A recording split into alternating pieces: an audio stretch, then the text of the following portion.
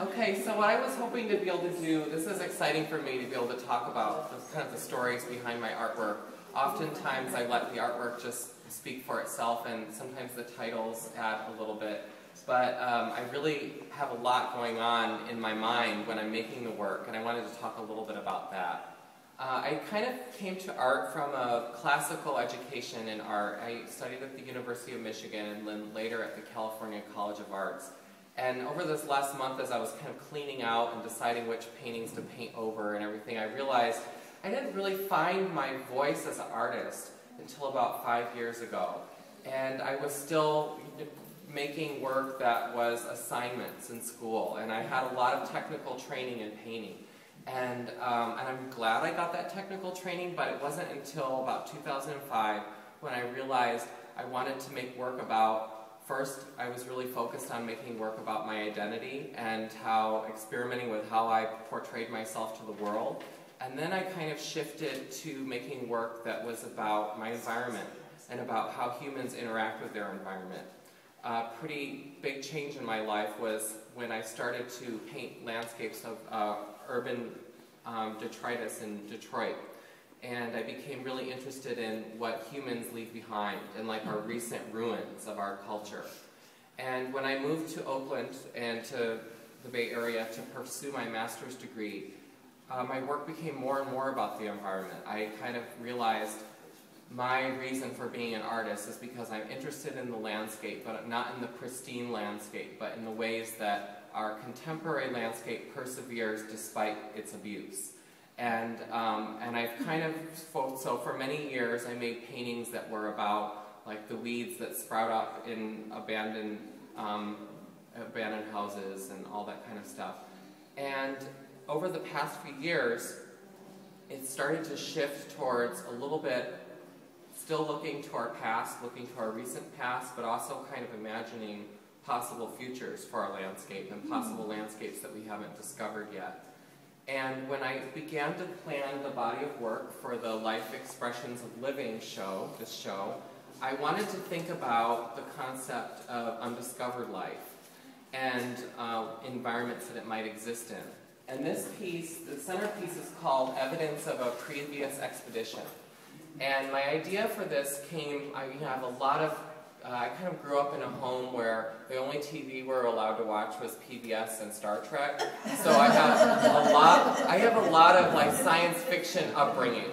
And I've started to celebrate it in my artwork. And this piece kind of imagines a world that is being explored underwater, that the explorers thought that they were trudging new territory and discovering a place for the first time, only to find that there were previous inhabitants and that there's discarded elements of those and ruins of that previous inhabitant.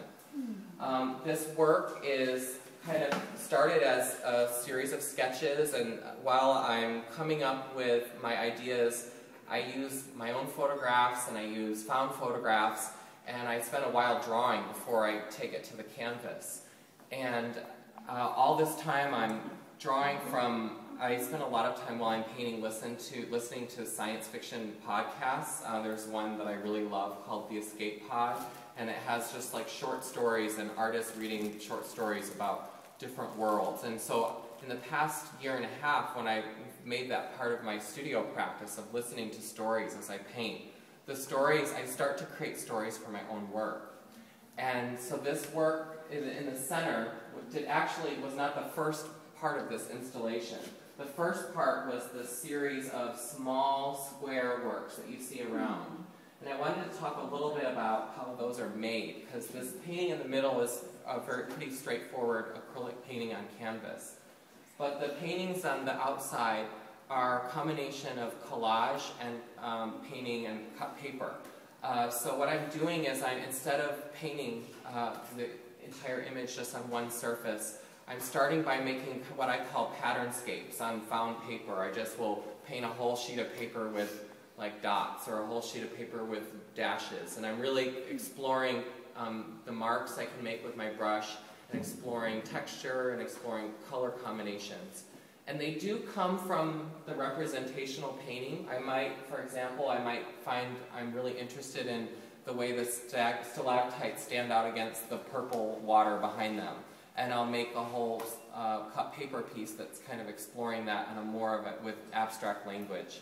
And what these cut paper works have allowed me to do is not only take a break from the very labor-intensive representational paintings I do, but kind of in a more immediate way discover the emotional impact of color. And in my artist statement, I refer to these small pieces on the outside as emotional snapshots of possible microscopic societies that exist down here.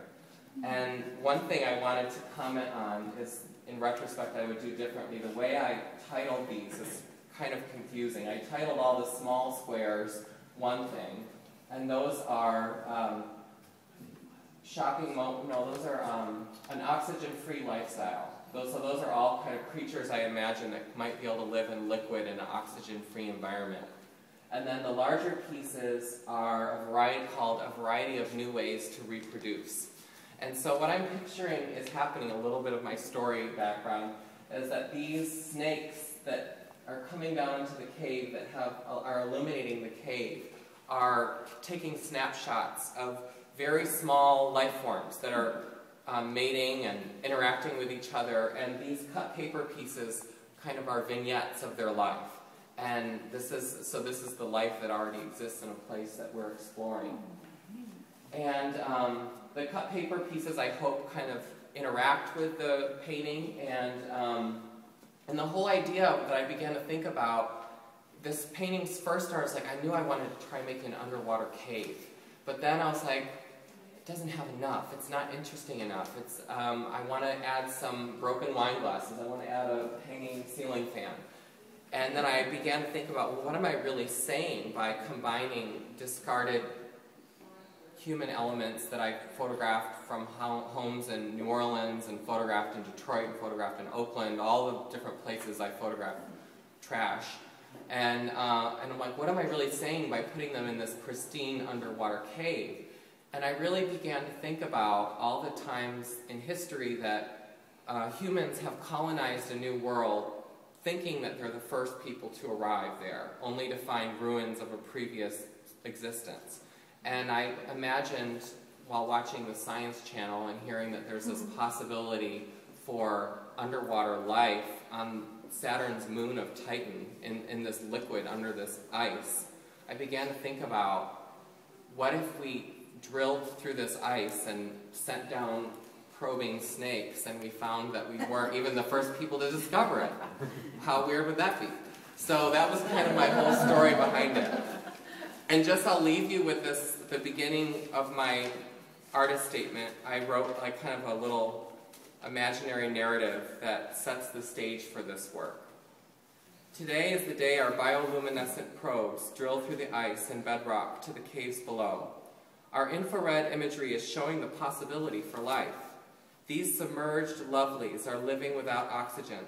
These permeable darlings reproduce in ways we can scarcely grasp, but what matters is they're truly living.